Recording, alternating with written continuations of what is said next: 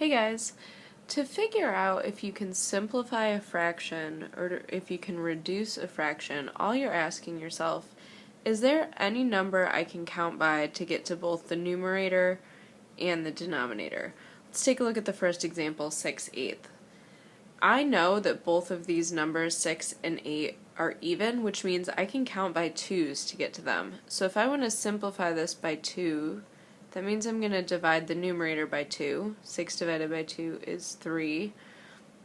And I have to divide the denominator by the same thing. 8 divided by 2 is 4, which means 6/8 simplifies down to 3/4. If I want to see if I'm done simplifying, then I need to ask myself, is there anything I can count by to get to 3 and to get to 4? The only thing I can count by to get to both of those is 1, so this is in its lowest terms, or its simplest form. Let's take a look at another example. 21/24. I can count by 3 to get to 21. Can I count by 3 to get to 24? Let's see. 3, 6, 9, 12, 15, 18, 21, 24. I can. Because I can count by 3 to get to both those numbers, I can divide both the numerator and the denominator by 3. 21 divided by 3 is 7. 24 divided by 3 is 8. There's nothing I can count by to get to 7 and 8 except 1, so that means 21/24, most simplified, is 7/8. Let's take a look at a bigger one. What if we had 48/64? If you know your multiplication tables really well, then these are going to be easy. But if you don't, then you can always ask yourself, can I count by 2 or can I count by 3? And the biggest clue for being able to count by 2's to get to something is if both numbers are even. Both of these are even, so let's simplify these by 2. 48 divided by 2 is 24. 64 divided by 2 is 32. This is not the most simple form yet, so I'm going to rewrite it down here and keep going.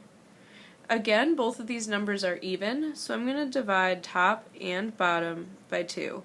24 divided by 2 is 12, 32 divided by 2 is 16. Yep, I can keep going. Let's divide by 2 again. 6, 8, and last but not least, 3/4. So I just figured out that 48/64 is the same thing as 3/4. That's pretty crazy, huh? So even if you're not that comfortable dividing by, say, 16s, which is ultimately what we were counting by to get to 48 and 64, that's okay. If you can find the pattern that you're counting by 2's, do it that way. Let's look at one more.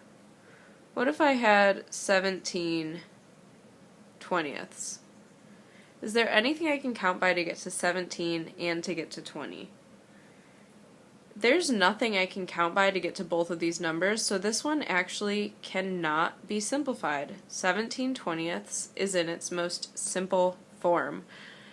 The reason I knew that is because this is actually a prime number, and prime numbers are often going to be in their simplest form.